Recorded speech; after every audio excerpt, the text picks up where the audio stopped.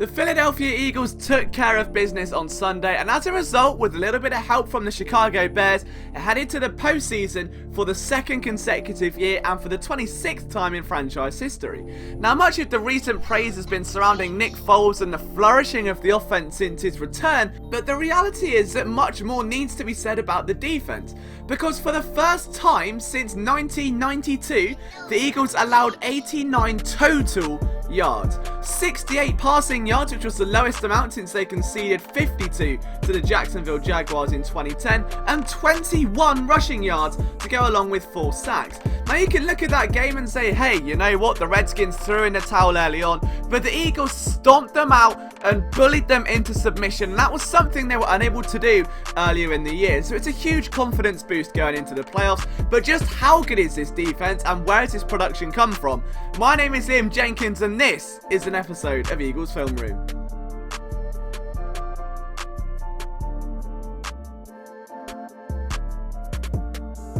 Before we get started though, guys, please make sure you're hitting that subscribe button if you like what we do. We hit 5,000 subscribers to end 2018. Let's see if we can hit 10,000 within the first half of 2019. We love you guys so much. Thank you for all of the support. And don't forget, we have got daily Eagles, Flyers, Sixers, Phillies and Union content over at phillysportsnetwork.com from myself and over 20 other writers. The structure this time round is going to be a bit different. We're going to take a magnifying glass to several different players on the Eagles front four and see what exactly they're bringing to the table over the last few weeks. Starting with Michael Bennett, who has amassed 9 sacks for just the 3rd time in his NFL career, with this being the cherry on the cake. But if we slow this one down and really examine the technique, it stands out from the crowd. He's lining up against Redskins center Luke Bowanko, and what we're going to see is Bowanko initiate contact and try to get his hands into the chest of Bennett, punching him backwards. What the Eagles defensive end does is able to get his inside arm over the top of Bowanko's hands, which means he can propel himself forward into the backfield and make a big play on the quarterback. It's such a subtlety, but being able to actually read that the offensive lineman's hands are going under to try and forklift you, get your hand over the top of that as opposed to being trapped, makes the world of difference. Bennett is elite at getting pressure on opposing quarterbacks, and with this kind of speed, it's not hard to see why. Johnson isn't exactly a pocket quarterback. He's got a certain level of mobility, but when you've got a defensive end who can line up inside and pull tricks like this out of his hat, it makes it very difficult to not feel the heat. So what Bennett does is actually spin off of his chip block from the tight end and use that momentum to roll past Morgan Moses, but it all starts from that head being up. At this point, he's looking straight into the eyes of Moses and knowing that he can easily get around him because Moses wasn't squared to his target properly. Then Bennett flies through the open hole and does not stop hustling down until Johnson is forced to throw it away and make a slightly inaccurate pass that goes out of bounds for an incompletion.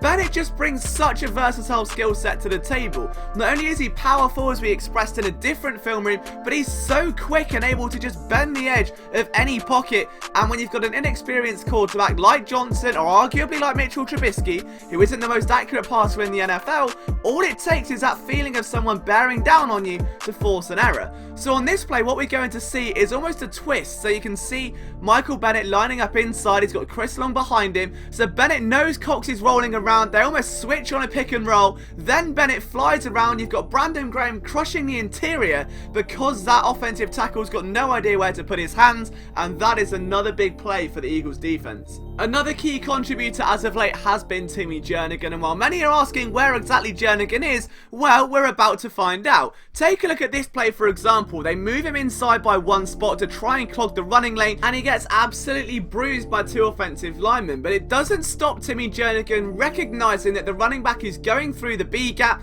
and as a result is able to leap off his block, push backwards into the path of the ball carrier, and help bring him down for a minimal gain. That wasn't the only time we had a Jernigan sighting through the game. Look at that brutish power. If you missed it the first time, he was unable to get to the quarterback, but that is a strong punch that completely rocks the Redskins offensive lineman, and that was more than enough to set the tone for the day. But my favourite play that Timmy Jernigan made on Sunday may have been this one. The Redskins are going to run a boot. It's a play action. Jernigan spins off his block, and look at the chase down to Josh Johnson. That's a 295-pound defensive tackle moving around as if he's Russell Wilson. It's absolutely ridiculous, especially considering he's still coming off an injury. He's not at 100%, he's having his snaps monitored, but the mental instinct to turn off his block, recognise its play action because of the blocking scheme, and then come flying downfield.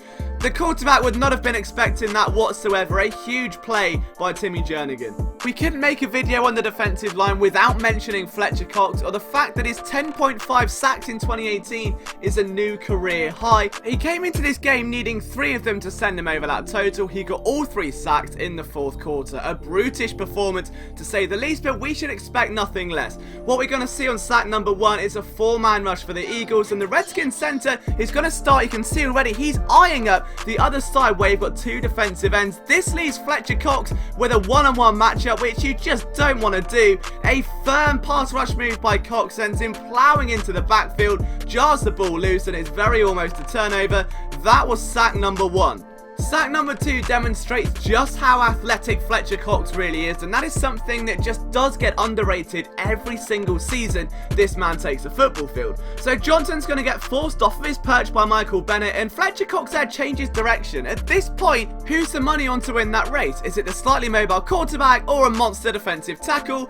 If you went with the quarterback, you would be wrong. But Cox uses his outside arm to actually bring Johnson down, so not even the inside one. He overshot slightly and somehow finds a way to bring the QB to the ground. And on his 3rd sack of the afternoon, when many presumed the game was dead in the water, Fletcher Cox wasn't done yet. The Eagles find themselves in a 5-on-5 situation. It's a one-on-one matchup for Cox, and it is such a rare blend of just size and strength and freakish athleticism. But what I want you to watch for here is the way Cox bullies his way inside. Now that number 69, the Redskins right guard, is going to be matched up on Fletcher Cox, trying to force him and keep him square. That outside shoulder is facing vertical, now facing to the right hash. It ends up facing to the left. That's a 90-degree turn because Cox bullies his way through for a sack.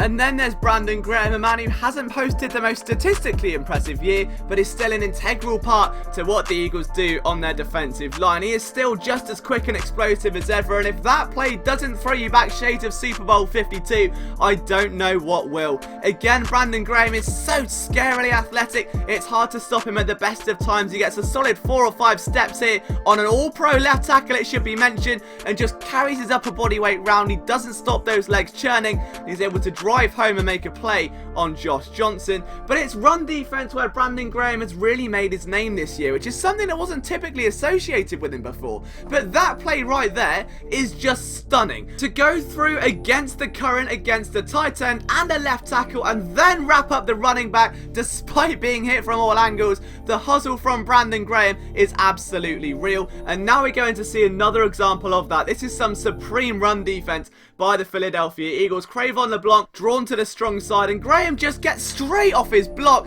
and the left tackle is just wondering, what the hell can I do to stop Brandon Graham? It's such a powerful move that man possesses, and the Eagles are really going to miss him if they do lose him to free agency. Just swims over the top to the point it would be probably harder to do that move in water. He made it look that easy. But another area where the Eagles are getting help now is from their defensive backs in run support. We didn't see this previously. Tackling had always been an issue for the likes of Ronald Darby, but Rasul Douglas just diving in there head first. He's taking very strong angles, and we're seeing a completely different side now. This is giving the Eagles flexibility to use Malcolm Jenkins, to use Rasul Douglas in these situations. Now this right here may be one of my favourite Rasul Douglas plays of the season. You guys know I'm a big Rasul stan. I started the Rasul season movement, but this right here, he reads the play, can see the quarterback coming, makes the left tackle fall over, then comes down, takes out the quarterback. So not only does he break some ankles, but he gets a QB hit to his name as well. But it's not just the big stars.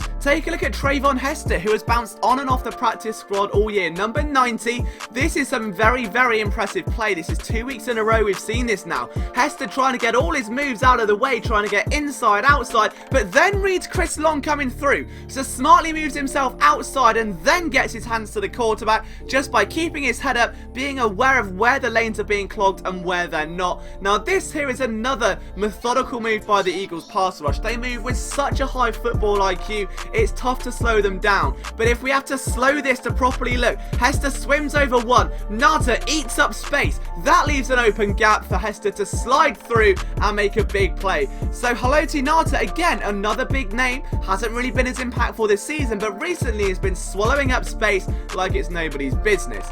This pass rush is just controlled chaos. They've got a wide alignment here. All they're going to try and do is collapse the pocket. And look at how much little room Johnson has to throw that ball by the time it comes out of his hands. Even on a quick pass scenario where they're trying to negate that pass rush, they can't get it out in time. And this is because now the Eagles have confidence in their defensive backs. They've got confidence in their coverage linebackers, and more importantly, the guys up front are feasting like they have never feasted before. And as we go into the playoffs against the Bears offense with a quarterback entering his first taste of the NFL playoffs, this is exactly the kind of form they need. They need to be able to get to the quarterback quickly to force those incompletions and knock him off his perch. I hope you've enjoyed this video, guys. Let me know what you think down in the comments, and don't forget to leave a like and hit subscribe as well. There's a big video on this channel thanking you for all of your support and letting you a little more insight into my life over the past 12 months and just how much your support has really impacted that. So if you wouldn't mind taking a few minutes to watch that, I'd really appreciate it. It's just a big thank you from me to you. As I said, you can follow me on Twitter at LiamJenkins21. But until next time, I hope you enjoy the content on this channel and over at phillysportsnetwork.com.